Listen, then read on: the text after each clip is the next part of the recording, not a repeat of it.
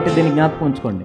All authority in heaven and earth is given to Jesus Christ. భూమి మీదను పరలోకమును సర్వాధికారమును యేసుక్రీస్తు ప్రభువుకి ఇవ్వబడింది. In his name, కాబట్టి ఆయన నామములో we go and make disciples. మనము వెళ్ళి శిష్యులుగా చేస్తాము. So not just believers, కేవలం విశ్వాసులుగా కాదు. The trouble in many churches today is they are believers but not disciples. అనేక సంఘాలతో ఉన్న సమస్య ఏంటంటే వాళ్ళు విశ్వాసులే కానీ శిష్యులు కాదు. What is a true disciple of Jesus Christ? మనము యేసు ప్రభువుకు నిజమైన శిష్యులుగా ఉండటం అంటే ఏంటో అర్థం చేసుకుంటున్నాం. So when Jesus told them make disciples, యేసుక్రీస్తు ప్రభువు వారు శిష్యులుగా చేయమని చెప్పినప్పుడు did they understand it?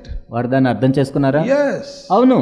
Because he already told them what disciple is. ఎందుకంటే శిష్యుడు అంటే ఏంటో చెప్పాడు అప్పటికే ప్రభు. In Luke 14, లూకా సువార్త 14, this is the most important passage in the whole Bible that tells us what is the way we can be disciples. కాబట్టి మనం ఏ విధంగా శిష్యులం కాగలము అని బైబిల్ అంతట్లో ఎంతో వివరంగా చెప్పిన వాక్య భాగం. Three conditions to be a disciple. శిష్యునిగా ఉండడానికి 3 షరతుల గురించి ప్రభు ఇక్కడ చెప్పాడు. Number 1, మొట్టమొదటిది verse 26, 26, Luke 14:26. Luka 14:26. If anyone comes to me, ఎవడైనాను నా యొద్దకు వచ్చి, anybody, ఎవరైనా, and he wants to be my disciple, నా శిష్యుడు కాగోరితే, what is the condition? ఏంటి మొట్టమొదటి షరతు? You must hate father, mother, wife, children, brothers, sisters and his own life, otherwise he cannot be my disciple. తన తండ్రిని, తల్లిని, భార్యను, పిల్లలను, అన్నదమ్ములను, అక్క చెల్లెలను తన ప్రాణముతో సహా ద్వేషింపకుంటే వాడు నా శిష్యుడు కానేరడు. Hate, ద్వేషించటం. but the Bible says you must honor your father and mother. కానీ బైబిల్ ఏం చెప్తుంది? నీ తల్లిదండ్రుల్ని సన్మానించమని, గౌరవించమని చెప్తుంది. It says you must love your wife like Christ loved the church. క్రీస్తు సంఘాన్ని ప్రేమించినట్లు నీ భార్యని ప్రేమించాలని చెప్తుంది. What is the meaning of this hate? మరి ద్వేషించడం అంటే ఏంటి? You need to understand it. దీన్ని మనం అర్థం చేసుకోవాలి. Sometimes Jesus said things like pull out your eye. కొన్నిసార్లు యేసుక్రీస్తు ప్రభు చెప్పారు నీ కుడి కన్నును పెరికివేయి.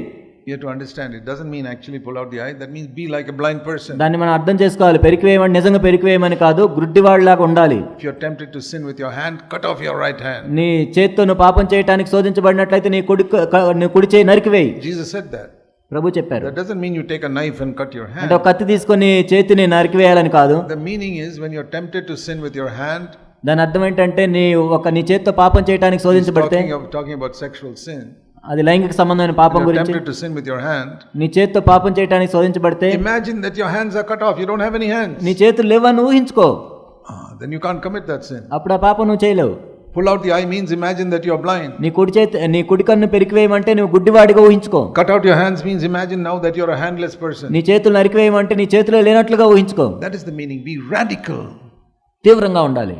So when it says hate, ద్వేషించండి అంటే we have to understand it like that. దీన్ని ఈ విధంగా అర్థం చేసుకోవాలి. That means in comparison with your love for Jesus Christ. యేసుక్రీస్తు ప్రభువును నువ్వు ప్రేమించే ప్రేమతో పోలిస్తే your love for your parents and wives and sisters must be zero. నీ తల్లిదండ్రులు, భార్య, అక్క చెల్లెలు, అన్నదమ్ముళ్ళు వాళ్ళ ప్రేమ 0 అయి ఉండాలి. Yes, you must love them and honor them.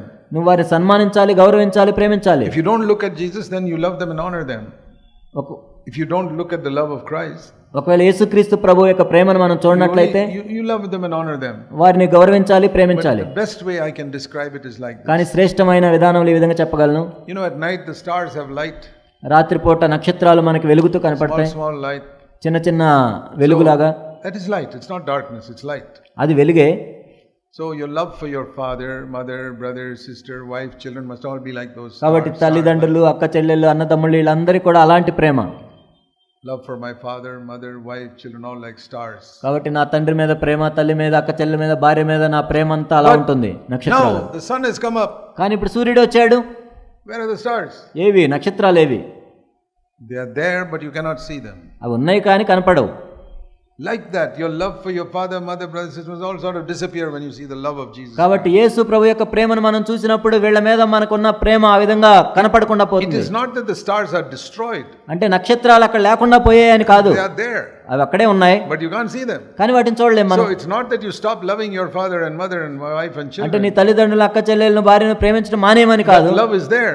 ఆ ప్రేమ ఉంది. But it's almost you can't see it when you love Jesus. కానీ యేసు ప్రభు యొక్క ప్రేమతో మనం చూసినప్పుడు దాన్ని చూడలేం. That is the meaning of the word hate here. ఇక్కడ ద్వేషించమంటే అది అర్థం. That means in comparison with your love for Jesus Christ. యేసు ప్రభువును నువ్వు ప్రేమించే ప్రేమతో పోల్చి చూసినప్పుడు this love must not have any place. ఈ ప్రేమకి ఎటువంటి స్థానం ఉండకూడదు.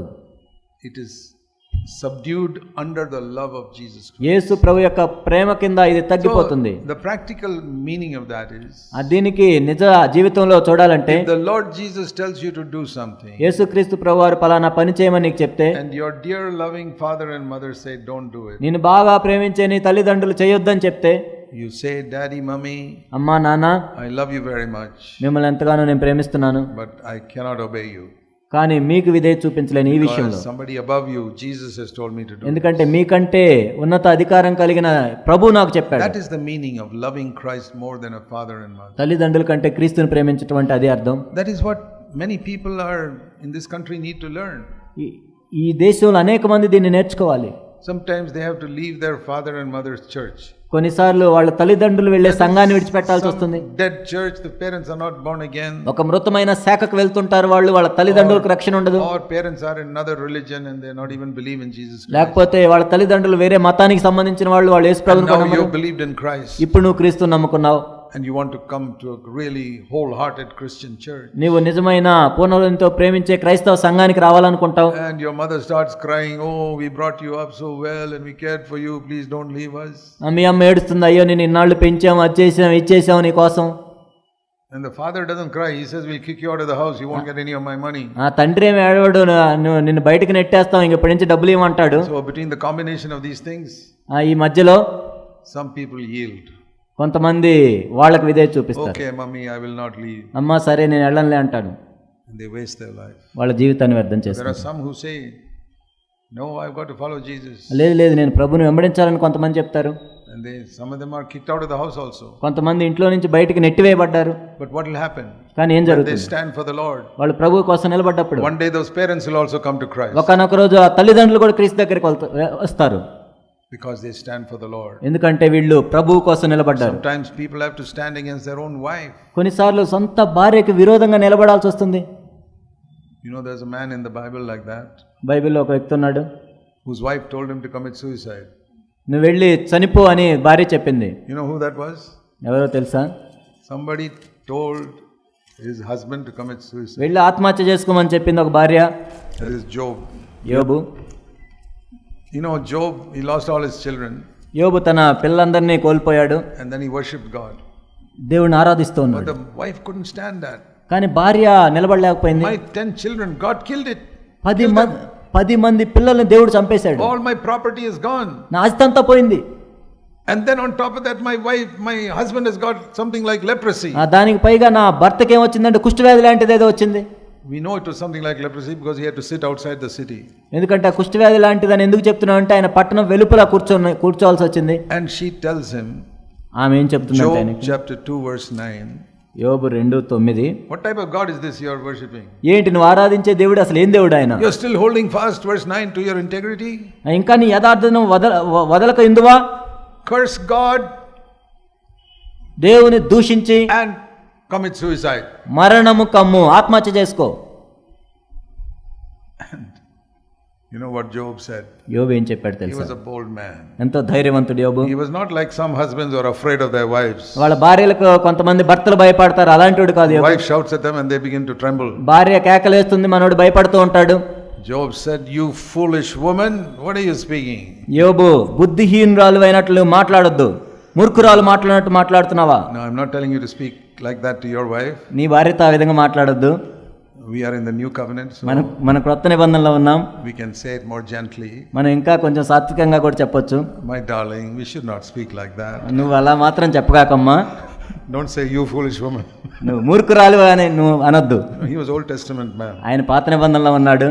We must take the same stand but in a more gracious. మనం అదే విధంగా నిలబడాలి, కానీ కృప కలిగి మాట్లాడాలి. But we must not allow wife or children or father or mother to prevent us from following Jesus. కానీ యేసు ప్రభువుని వెంబడించకుండా ఈ భార్యో పిల్లలో తల్లిదండ్రులు మనల్ని అడ్డగించడానికి వీల్లేదు. I am not preaching what I have not practiced. నేను చెయ్యని దాన్ని మీకు బోధించట్లేదు.